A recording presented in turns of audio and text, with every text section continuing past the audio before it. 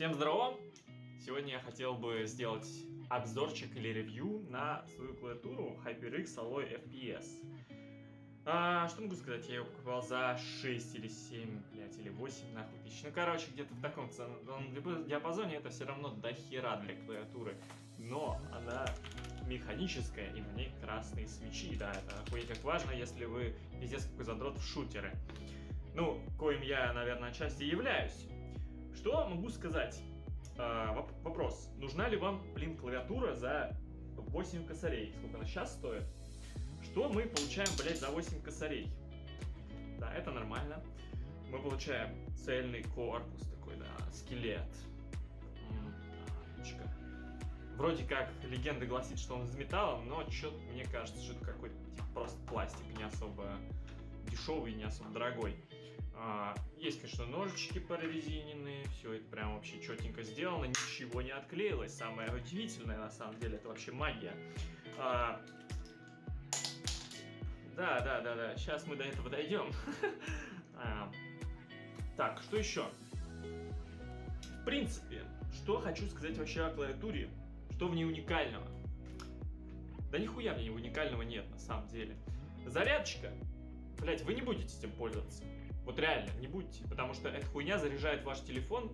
Бля, второе пришествие Христа быстрее произойдет, чем эта хрень зарядит ваш телефон, да. Удобная штучка, это отсоединение клавиатуры. Потому что, допустим, надо вам стол убрать от вашей жрачки, крошек и прочего дерьма. Вы берете, хоп, отсоединяете, оп, положили там, не знаю, феном пыль сдули, заебись. Муа. Что хочу сказать насчет самого главного, наверное, свечей. Кнопочки реально быстрые, то есть по сравнению с мембранной клавиатурой вы заметите разницу, вы реально заметите, но я не уверен, что это стоит на самом деле. Вот именно свечи, да, как таковые красные свечи, не уверен, что они стоят именно такую цену, то есть 8 косарей, да, допустим. Это много для простых механизмов. Не уверен, конечно, насколько они в принципе долгостойкие и насколько это важно для клавиатуры. В принципе, вся клавиатура довольно хорошо сделана в плане конструкции общей, да, но вот эти кикапы это просто мусор. Реально, помойка, блядь. Вот это вот... Я не знаю, из чего, блядь, их сделали, но пластик в них сплошное дерьмище. Вот эта насадочка, да, в виде крестовины, она сделана настолько хреново, что при активной игре, допустим, надо вам прожать скиллы, да, вы жмете как ебанат кнопку, вот так, да, очень быстро. И вот эта хрень, она со временем разрушается, и у вас просто минус клавиша. Ну, реально, она не держится. Поэтому, когда вы делаете так, да, клавиши просто отлетают. То есть у вас вместо 4, допустим, секций, да, отделений для посадки остается 1, 2, 3, и это как бы уже все, это плохо держится. Это на самом деле очень большой минус. Я ее заливал, кстати говоря. Я ее заливал колой, кофейком, чем-то еще, чаем, возможно. И, кстати, сахар, например, да, если говорить о механизмах, как влияет вообще сахар, в принципе, на вот эту байду, то он их немножко подтормаживает. То есть вам придется покупать какой-то очиститель, чтобы чтобы он выел всю эту сахарозу, понимаете, да, чтобы это все плавненько так же работало, потому что вы заметите, что у вас клавиши просто не работают так, должны работать плавно, они будут залипать у вас. Это, объективно, по-моему, для всех клавиатур. Наверное, только на мембранке у меня такого не было. У меня была мембранка за 300 рублей, и вообще, она была в таком состоянии, что вторая цивилизация уже как раз зародилась, и поэтому, я все равно на ней гонял, и было прикольно, не было такого. То есть ты поделал там пару раз, все, вроде как бы нормально.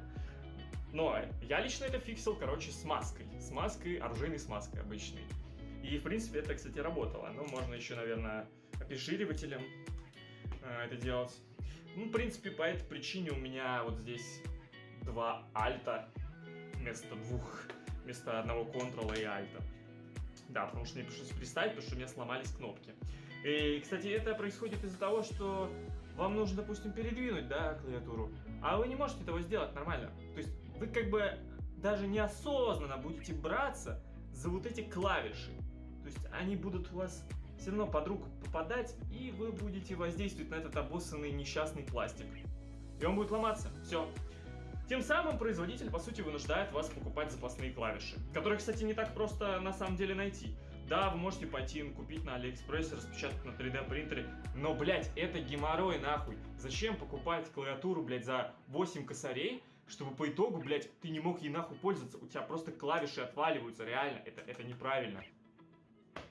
Поэтому, в принципе, не могу вообще советовать, не могу сказать даже, что я получил какое-то огромное удовольствие от использования механической клавиатуры с красными свечами. Да, они тихие, там, по сравнению с другими синими, но они тихие настолько же, насколько может быть, в принципе, мембранная клавиатура.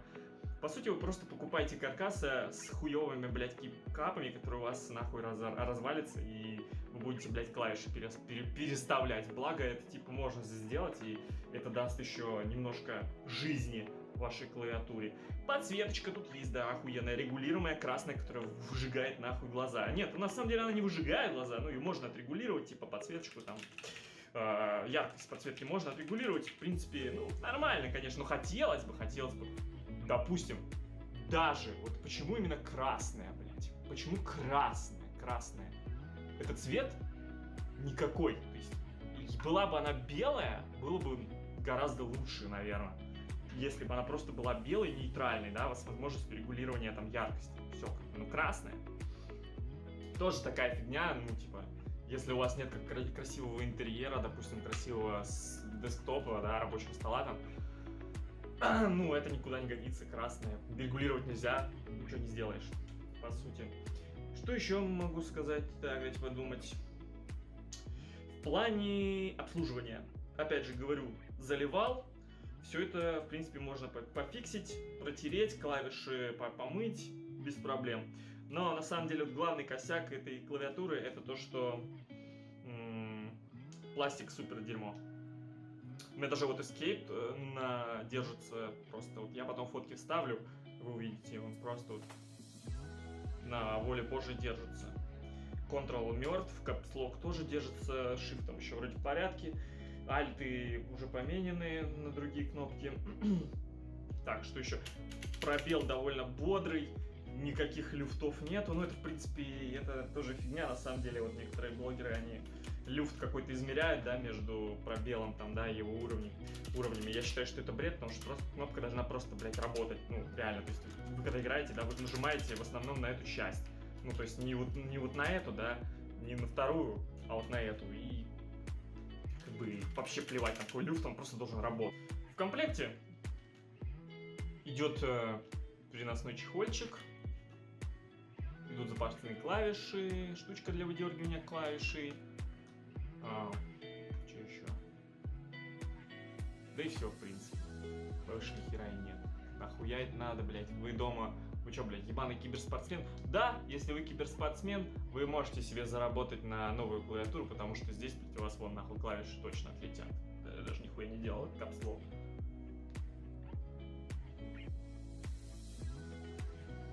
Убитый в щи.